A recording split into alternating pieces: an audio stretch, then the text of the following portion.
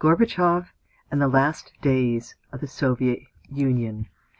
Into this sort of stultifying atmosphere of Brezhnevian stagnation entered a young man of 54 in 1985 to attempt to reform the Soviet system.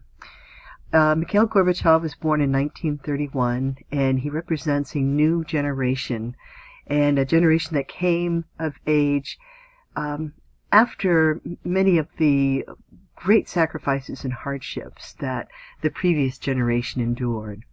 One historian, Martin McCauley, declared that Gorbachev was the most revolutionary leader since Lenin, and by and large, Gorbachev is seen as a very well-meaning, intelligent, and decent person, but was overtaken by events that he attempted to do a very difficult balancing act, and ultimately he could not manage it, and possibly nobody could.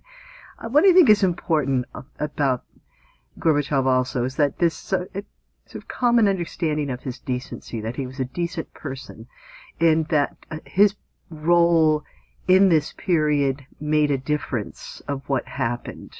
And so I want you to consider the role of the individual.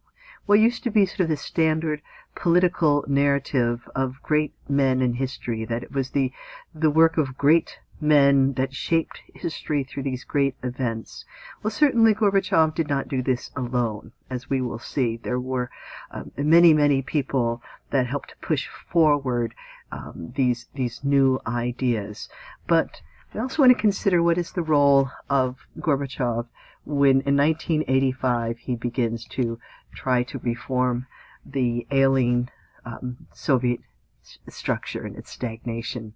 The Gorbachev phenomenon could be summed up in part by Gorbachev's vision, that he had an idea of what he wanted to do, which I think that's important, that he has goals, he has a vision, and he was willing to publicly acknowledge that the Soviet Union had some severe problems and that these problems needed to be addressed. And so to just be willing to publicly acknowledge, to have this sort of public transparency was a new kind of liberation of the stagnation of the Brezhnev years and the secrecy of it all. But his challenge was how to create this transparency, how to engage in meaningful reforms when many parts of the Soviet Union resisted it. He had to coordinate reform in all spheres of society, culture, state, party, and economy, and had to do it oftentimes with a great deal of resistance in those spheres. And also, to add to this problem of trying to realize his vision, was that the context of the Cold War, this overarching arms race to become the master of the globe. And Gorbachev, in Conversations with Gorbachev, and it's a wonderful book. I encourage you to get a hold of a copy and read it. Gorbachev stated, to ask the question who won the Cold War is not only unscientific, it is not even serious. There were no winners, rather everybody lost. And I think that's a fairly good summation of it all. It's important to remember that because of this sort of heightened state of Cold War hostilities between the Soviet Union and the West, there was a great deal of resistance to any kind of reforms that might make the Soviet Union look weak or vulnerable. And so the internal resistance was fierce. Conservatives pushed back.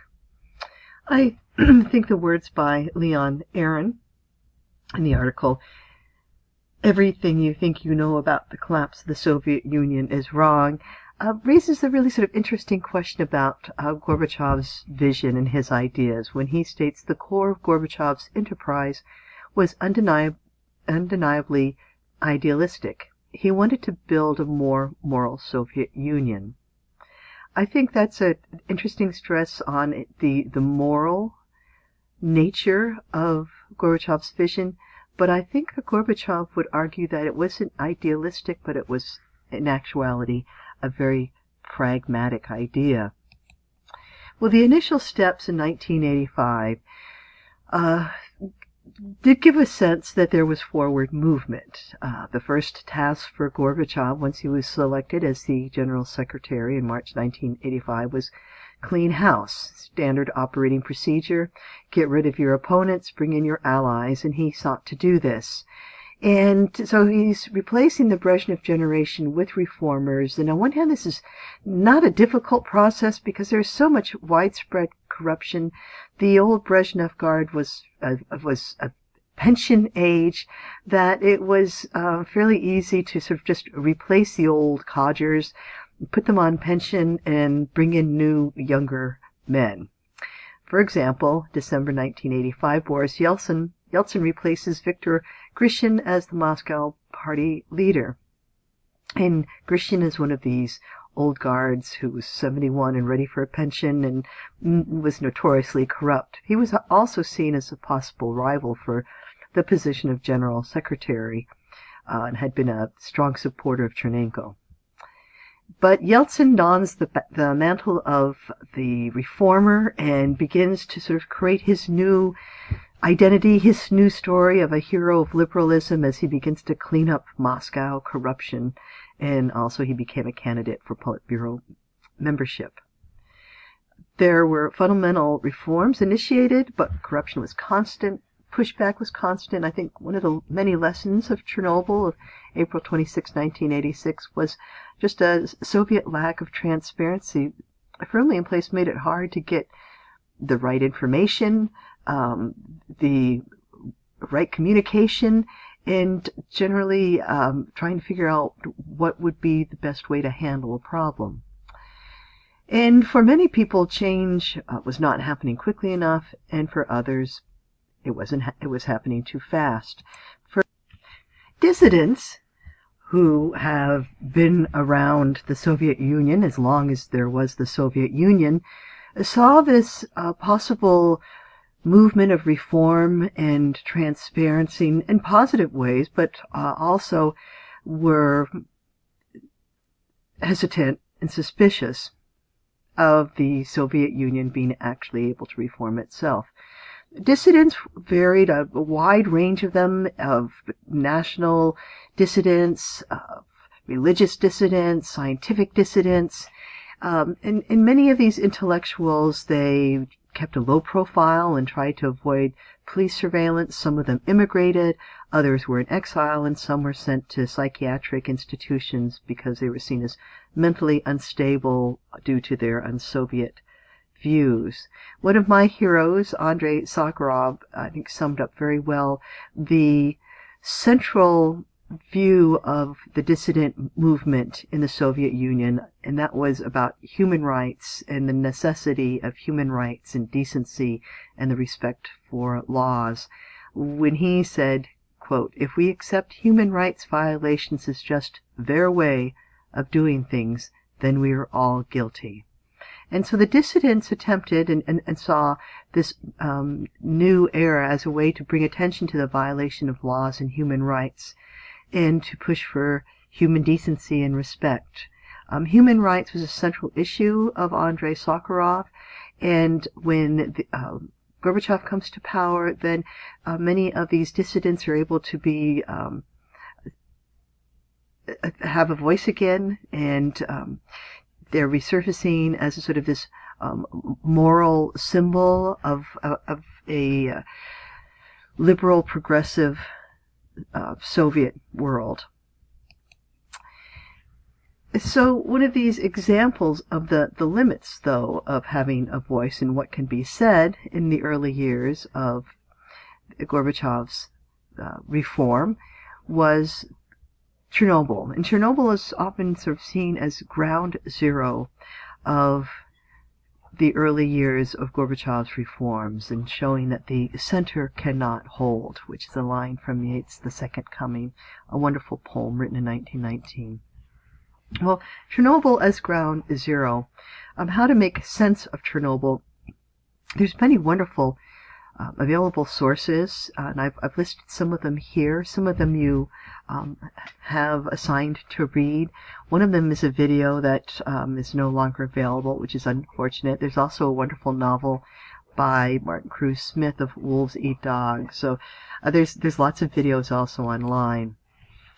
First, Chernobyl was an event. It happened, and you have readings that give you the details.